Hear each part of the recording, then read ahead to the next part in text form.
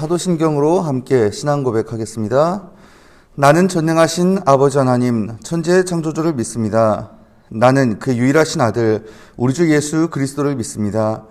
그는 성령으로 잉태되어 동정녀 마리아에게서 나시고 본디오 빌라도에게 고난을 받아 십자가에 못 박혀 죽으시고 장사된 지 사흘 만에 죽은 자 가운데서 다시 살아나셨으며 하늘에 오르시어 전능하신 아버지 하나님 우편에 앉아 계시다가 거기로부터 살아있는 자와 죽은 자를 심판하러 오십니다. 나는 성령을 믿으며 거룩한 공교회와 성도의 교제와 죄를 용서받는 것과 몸의 부활과 영생을 믿습니다. 아멘. 찬송 148장 함께 하겠습니다. 148장.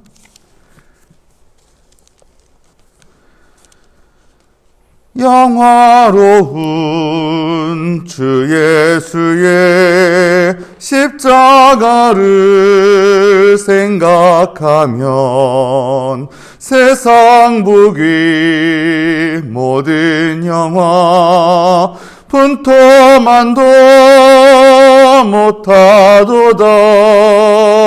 오 갈보리 오 갈보리 주 예수 나를 위하여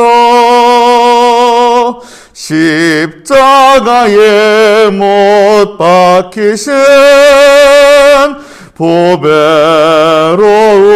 나의 주 구주께서 죽으실 때 성전 위장 찢어지어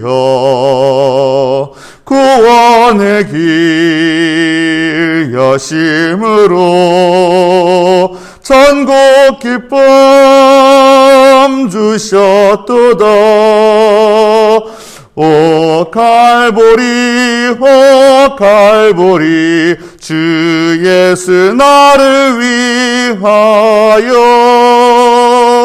십자가에 못 박히신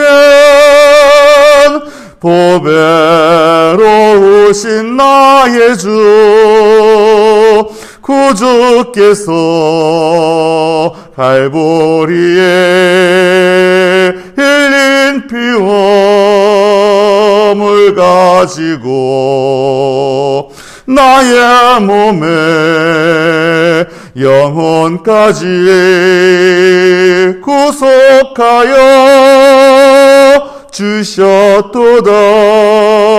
오 갈보리 오 갈보리 주 예수 나를 위하여 십자가에 못 박히신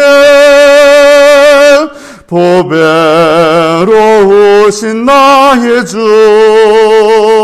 구주 예수 나를 위해 십자가에 죽었으니 그 사랑에 감격하여 이 몸 주께 드립니다. 오 갈보리 오 갈보리 주 예수 나를 위하여 십자가에 못 박히신 보배로우신 나의 주. 아멘. 욥기 42장 말씀 함께 읽겠습니다. 욥기 42장.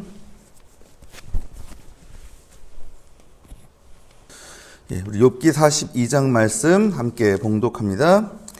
욥이 여호와께 대답하여 이르되 주께서는 못하실 일이 없사오며 무슨 계획이든지 못 이루실 것이 없는 줄 아오니 무지한 말로 이치를 가리는 자가 누구니이까. 나는 깨닫지도 못한 일을 말하였고 스스로 알 수도 없고 헤아리기도 어려운 일을 말하였나이다. 내가 말하겠사오니 주는 들으시고 내가 주께 묻겠사오니 주여 내게 알게 하옵소서. 내가 주께 대하여 귀로 듣기만 하였사오나 이제는 눈으로 주를 배움나이다. 그러므로 내가 스스로 거두어 드리고 티끌과 재 가운데서 회개하나이다.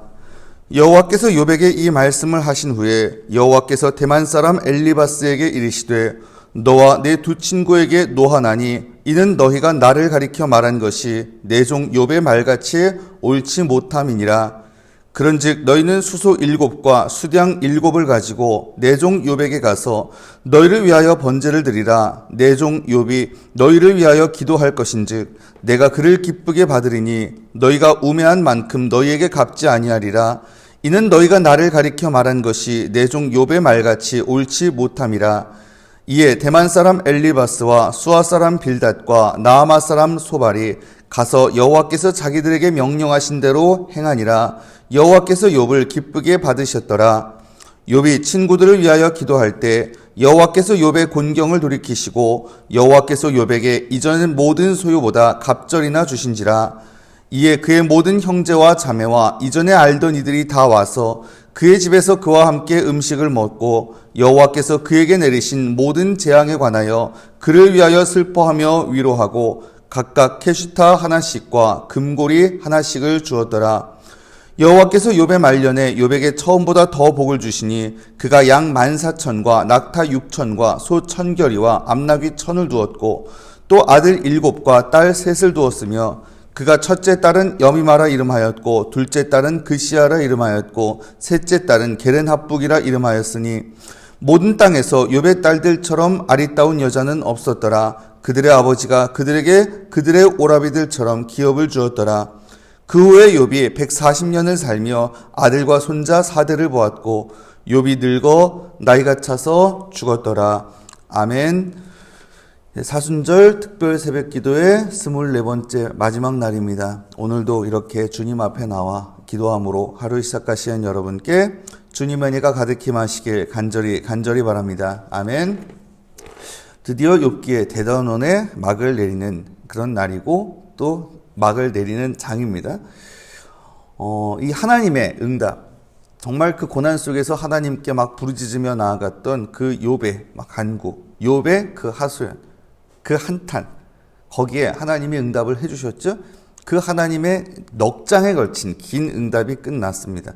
진짜 폭풍 가운데에서 하나님이 말씀을 하셨어요. 그 폭풍 같은, 그야말로 폭풍 같은 응답이었어요. 근데 사실 그 중간에 욥이 한번 말하긴 말했습니다. 자꾸 하나님이 막 말씀하시면서 네가 그거 알아? 뭐 말 좀 해봐. 그러시니까 욥이 말을 하기는 합니다. 근데 만족스럽지 않았거든요. 네, 알겠습니다. 제가 뭐라고 더 뭐 얘기하겠습니까? 딱 그 수준이었거든요. 그래서 하나님 다시 말씀하십니다. 야, 그러란 얘기가 아니야. 그 모든 말씀을 다 듣고 난 욥의 대답이 오늘 말씀 앞부분에 나오는 내용입니다. 근데 가장 먼저 하는 일이 뭐예요? 이 욥이 여호와께 대답하여 이르되 42장 2절 3절 보면 말합니다. 주께서는 못하실 일이 없사오며 무슨 계획이든지 못 이루실 것이 없는 줄 아오니. 하나님의 전능하심에 대해 이야기하죠. 주께서는 못하실 일이 없습니다. 못 이루실 계획도 없습니다. 그리고 3절 무지한 말로 이치를 가리는 자가 누구니까? 나는 깨닫지도 못한 일을 말하였고 스스로 알 수도 없고 헤아리기도 어려운 일을 말하였나이다. 이런 하나님의 전능하심에 대해 깨닫지도 못한 채로 알 수 없는 말을 했습니다. 라고 고백하죠. 그럼 여기서 그가 뭘 깨달은 걸까요? 가장 큰 거는 고난 뒤에도 하나님의 섭리가 있다는 거, 그 입장에서 제대로 깨달은 건 바로 그걸 겁니다. 근데 욥의 깨달음은 여기서 그치지 않습니다. 4절에 보면 하나님께 구하거든요. 4절 내가 말하겠사오니 주는 들으시고 내가 주께 묻겠사오니 내게 알게 하옵소서. 지금 하나님을 깨달았는, 뭘 깨달아요? 적극적으로 나오길 원하시는 그 하나님을 깨달은 거죠. 그 뜻대로 내가 주께 말하겠습니다. 들어주십시오. 그 뜻대로 내가 주께 묻겠습니다. 대답해 주십시오. 그 정말 자기 질문 외면치 않으시고 그걸 받아주시고 더 적극적으로 나아가길 원하시는 그 하나님을 알고, 그래서 뭐예요? 그래, 알겠습니다. 그럼 더 나아가겠습니다. 더 묻겠습니다. 대답해 주십시오. 무엇보다 5절에 뭐라고 고백해요? 내가 주께 대하여 귀로 듣기만 하였사오나 이제는 눈으로 주를 배웁나이다. 주께 대하여 내가 귀로 듣기만 했는데 이제는 눈으로 뵙습니다. 유기성 목사님이 설교 중에 그런 얘기를 하셨죠. 우리가 천국에 가서 주님을 뵈면은 제일 많이 하는 말이 그걸 거라고. 말씀 많이 들었습니다. 아니잖아요. 우리가 주님을 알고 주님과 동행하다가 주님 앞에 가는 건데. 근데 욥이요, 여태까지는 그랬었다는 거죠. 사실 하나님에 대해서요, 그냥 정말 귀로만 들었어요. 자기가 제대로 만났던 사람이 아닙니다. 그냥 습관적이고 율법적인 신앙인에 불과했어요. 물론 굉장히 모범적이고 경건한 것처럼 보였지만. 근데 그런 이유가 뭐예요? 자기가 경험 못했거든요. 하나님을 제대로 못 만났고 말로만 들어왔기에. 근데 이제는 어때요? 하나님 직접 만난 거죠. 무엇 속에서? 그 고난 속에서. 고난 속에서 하나님 앞에 나아가고 부딪히고 그러면서 그 과정을 통해 하나님 제대로 만난 거죠. 그래서 뭐예요? 내가 주께 대하여 귀로 듣기만 했진저 이제는 눈으로 주를 뵙습니다. 그리고 6절에 이렇게 말합니다. 그러므로 내가 스스로 거두어드리고 티끌과 재 가운데서 회개하나이다. 이 구절 사실 해석이 굉장히 다양해요. 그리고 해석이 어렵기도 합니다. 특별히 회개한다라는 말. 이 단어가 여러 의미로 해석될 수 있거든요. 실제로 회개라고 생각하면요, 좀 의아하기는 해요. 아니, 욥이 죄 지은 게 아닌데 하나님이 욥이 막 불경스럽게 이야기한다고 그걸 가지고 야, 너 그렇게 말하면 안 돼 이러신 게 아닌데 왜 굳이 회개라고 이야기를 할까? 이 구절에 대한 여러 해석 중에요, 제가 본 최악은 이런 것도 있었어요. 최악은 나는 죽을 수밖에 없는 흙덩이이기에 슬픔으로 떱니다. 이건 무슨 말입니까? 이건 하나님 앞에 완전히 주눅 들어가지고 저는 더 이상 그냥 죽을 수밖에 없는 흙덩이라는 걸 알고 나는 정말 슬펐어. 나는 이제 더 이상 아니거든요. 욥이 지금 그 고난 가운데서 깨달은 게 그게 아니거든요. 이 회개라는 말을요, 위로라고 해석하는 분도 있더라고요. 위로. 그래서 티끌과 재 가운데에서 위로를 받습니다. 왜요? 그 티끌과 재, 아무것도 없는 데서 그렇게 앉아있지만 그 속에서도 하나님을 만났기에 위로를 얻는다는 거죠. 깨달음으로 해석하는 분도 있습니다. 그것도 말이 돼요. 그렇죠? 삶에 대해서, 하나님에 대해서 내가 새롭게 깨닫게 됐습니다. 새롭게 알게 됐습니다. 하지만 사실 회개로 놔둬도 크게 문제는 없습니다. 왜요? 회개가 꼭 죄에 관한 것만은 아닐 수 있거든요. 회개, 뉘우칠 회자에 개는 뭐예요? 고칠 개자. 그래서 잘못된 태도를 돌이키는 거, 그래서 고치는 거, 이것까지가 회개거든요. 그럼 무슨 말이 돼요? 직접 여태까지는 하나님께 나아가지 않고 남의 말만 듣고 함부로 결론을 내린 거에 대해서 내가 회개를 합니다. 그래서 이제는 하나님 만났으니, 하나님이 내 질문과 내 도전을 외면치 않으심을 이제 깨달았으니 그러니 내가 담대히 나아가겠습니다. 문제가 있을 때 나 혼자 절망하고 낙담하고 그래서 하나님이 원하시는 모습이 아니라 그냥 완전히 하나님을 못 만난 사람처럼 그렇게 그냥 절망에 빠지는 게 아니라, 그리고 그러면서 하나님 원망만 하는 게 아니라 오히려 그 고난이 닥칠수록, 이해되지 않는 그런 상황이 닥칠수록 그럴수록 더욱더 하나님 앞에 적극적으로 나아가겠습니다. 그럴 때 하나님 응답하실 줄 믿습니다. 이런 고백이 여기에 내포되어 있지 않을까요? 자, 그리고 7절부터는 이제 결론에 해당이 됩니다. 그 고난 가운데에서 그야말로 온몸으로 부딪혀서 하나님을 만나고 그 깨달음을 얻었던 욥의 변화된 삶을 그리고 있는 그런 결론이죠. 근데 이 욥기 마지막 부분의 의미를 제대로 이해하는데 방해되는 것 같은 요소가 하나 있습니다. 그게 뭐예요? 바로 10절에 나오는 갑절의 축복이라고 하는 대목. 갑절의 축복. 아니, 어쨌든 간에 이 고난 가운데에서 하나님께 그래도 나아가고 그랬을 때 하나님이 응답하셨고 하나님이 다시금 복을 주셔가지고 이전보다 더 2배의 복을 받았다. 결국은 친구들이 말하는 인광복 교리로 끝나는 건가 싶은 생각까지 들 정도입니다. 고난 가운데에서도 그래도 하나님이 인정하실 만한 태도로 나아갔더니 하나님이 다시 회복시켜 주시고 더 복을 주시더라. 또는 물질적인 복이 결국은 단 건가 이런 생각도 들고, 솔직히 욥기를 피상적으로 읽을 때는 그런가 보다 싶지만요, 제대로 읽어보면요, 참 맥 빠지는 결론 같이 보여요. 결국은 이걸로 끝나는 건가? 근데 하나하나 뜯어보면 그게 아니라는 걸 알 수 있습니다. 자, 가장 먼저 나오는 내용은요, 7절부터 9절까지 욥과 세 친구 간의 입장이 역전되는 부분입니다. 7절 말합니다. 여호와께서 욥에게 이 말씀을 하신 후에 여호와께서 대만 사람 엘리바스에게 이르시되 내가 너와 내 두 친구에게 노하나니 이는 너희가 나를 가리켜 말한 것이 내 종 욥의 말같이 옳지 못함이니라. 내가 너와 내 친구에게 노한다.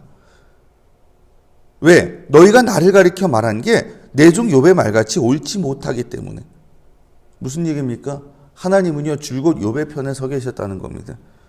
친구들은요, 자기들이 하나님 편이라고 생각하고, 그리고 하나님을 막 변호하고, 하나님에 대해서 불경스럽게 그런 언사를 서슴지 않는 욥에게 막 너 그러면 안 돼. 그러면서 경고도 하고, 비난도 하고, 정죄도 하고. 근데 하나님은 그게 아니었다는 거예요. 오히려 욥이 옳다고 판결을 하십니다. 그리고 친구들의 정말로 무식한 말에 노하신 거죠. 왜? 친구들은 어디까지나 하나님에 대해서 말했거든요. 반면에 욥은 하나님께 말했어요. 그 친구들은요, 하나님에 대해서 피상적이고 관습적인 것만 줄기차게 이야기를 합니다. 하나님 제대로 경험도 못 해놓고. 반면에 욥은요, 고난 중에서 하나님께 직접 나아가요. 그리고 직접 부르짖습니다. 여러분, 하나님은요, 하나님에 대해서 말한다고 들으시는 분이 아닙니다. 더군다나 하나님에 대한 말을 가지고 남에게 상처를 준다, 이건 더더욱 있을 수 없는 일이죠. 하나님은 하나님을 향해서 직접 부르짖는 가운데 그 직접 부르짖는 자들, 그들의 기도 반드시 그걸 들어주실 줄로 믿으시길 바랍니다. 이 순간 욥, 어쩌면 통쾌했을 것 같기도 하잖아요. 근데 욥이 하는 행동을 보면 굳이 그런 인상은 보이지 않습니다. 어쩌면 그 가진 고난 속에서 그런 감정도 이미 거의 없어진 게 아닌가, 참 안타깝기도 하더라고요.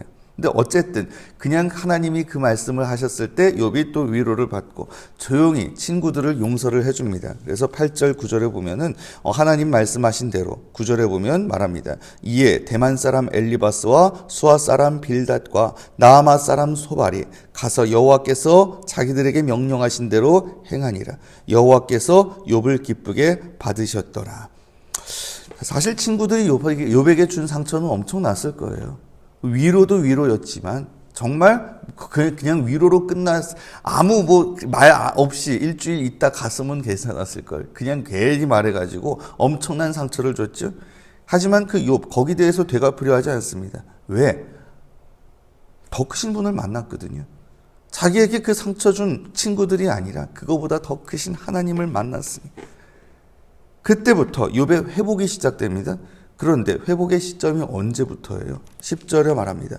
욥이 그의 친구들을 위하여 기도할 때 여호와께서 욥의 곤경을 돌이키시고 여호와께서 욥에게 이전 모든 수요보다 갑절이나 주신지라. 친구들을 위해 기도할 때 그때부터 욥의 치유와 회복, 용서에서부터 치유와 회복이 시작됩니다. 그런 다음에 뭐가 일어나요? 사회적 회복이 일어나죠. 11절에 이에 그의 모든 형제와 자매와 이전에 알던 이들이 다 와서, 순서가 어떻게 됩니까? 제일 먼저 친구들과 관계가 회복됐었죠. 그 다음에 11절 형제 자매와 그리고 이전에 알던 이들, 지인들이 와서 그와 함께 음식을 먹고 여호와께서 그에게 내리신 모든 재앙에 관하여 그를 위하여 슬퍼하며 위로하고 각각 캐시타 하나씩과 금고리 하나씩을 주었더라.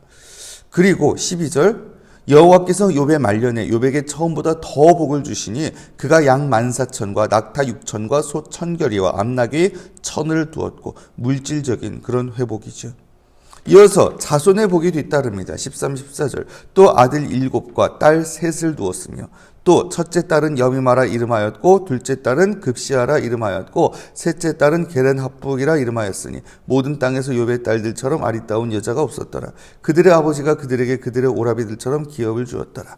자손들, 그 아들들 다, 아들 딸 다 잃어버렸는데 이제 다시 낳고 그리고 그들이 풍성해지고, 마지막 16절 그 후에 욥이 140년을 살며 아들과 손자 4대를 보았고 욥이 늙어 나이가 차서 죽었더라. 건강도 회복되고 장수하고, 그래서 아들과 손자 4대를 보기까지. 여기서 그럼 갑절의 축복이라는 게 무슨 뜻일까요? 10절의 갑절의 축복. 이건 단순히 양적인 의미만이 아닙니다. 욥이 누린 복이 그만큼 풍성했다라는 뜻입니다. 그리고 욥의 회복이 영적이고 종교적인 면, 하나님과 관계가 회복됐으니 거기에서 하나님을 제대로 만났으니 영적으로는 충만해졌죠. 종교적으로 당연히 회복됐죠. 하지만 그게 다가 아니라 인간적이고 물질적인 면에서도 욥의 회복이 일어났다라는 겁니다. 삶의 모든 영역이 온전히 다 회복되고 온전해졌다라는 그런 뜻이죠. 그래서 그 이후에 이 욥의 모습, 어쩌면 이 고난 당하기 전 1장에 나왔던 욥의 모습과도 유사해 보입니다. 하지만 실상은 그 속으로 돌아가 보면 전혀 달라요. 고난 중에서 하나님을 제대로 만났을 때 그 삶의 모든 영역이 가장 온전한 모습으로 회복됐다라는 그런 사실, 이거를 가장 와닿게 서술한 거죠. 솔직히 이게 어떻게 회복됐는지 우리가 그걸 그 사람 마음에 들어가 보질 않았으니 어떻게 알아요. 근데 눈에 딱 보이는 것만 봐도 저 사람 저렇게 회복됐구나. 물론 그렇게 회복 안 될 수도 있어요. 하지만 어쨌든 우리가 그런 고난 중에서 이런 식으로 극적으로 회복이 안 됐다 이럴지라도 그 가운데서 하나님 만났다면, 그렇죠? 다른 거 상관없잖아요. 그 하나님 만남으로 인해서 내 삶이 그 전과 완전히 달라졌다면 그것만 해도 그게 가장 큰 은혜고 가장 큰 축복 아니겠습니까? 바로 이러한 축복이 우리의 삶 가운데도 가득히 임하시길 간절히 바랍니다.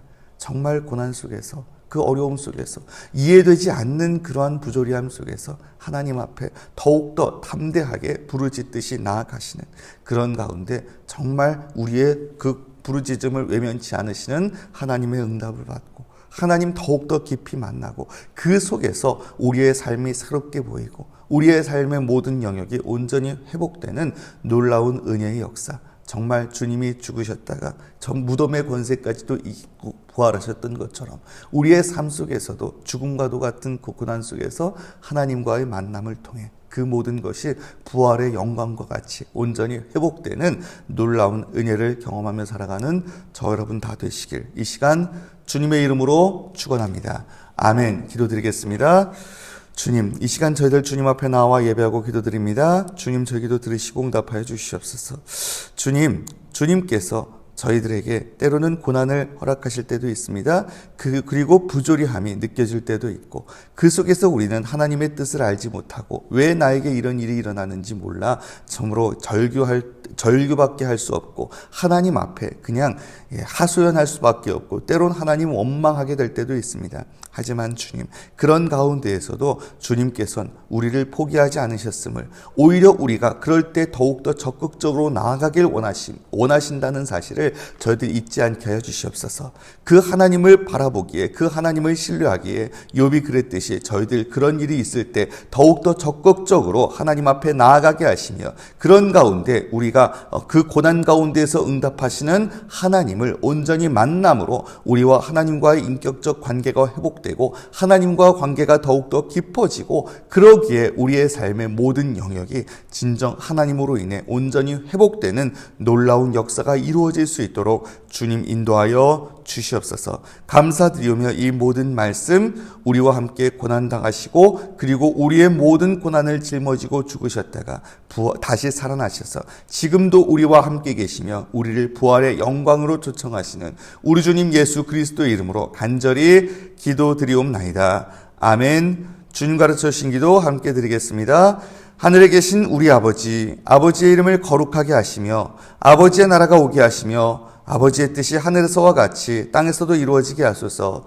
오늘 우리에게 일용할 양식을 주시고 우리가 우리에게 잘못한 사람을 용서하여 준 것 같이 우리 죄를 용서하여 주시고 우리를 시험에 빠지지 않게 하시고 악에서 구하소서. 나라와 권능과 영광이 영원히 아버지의 것입니다.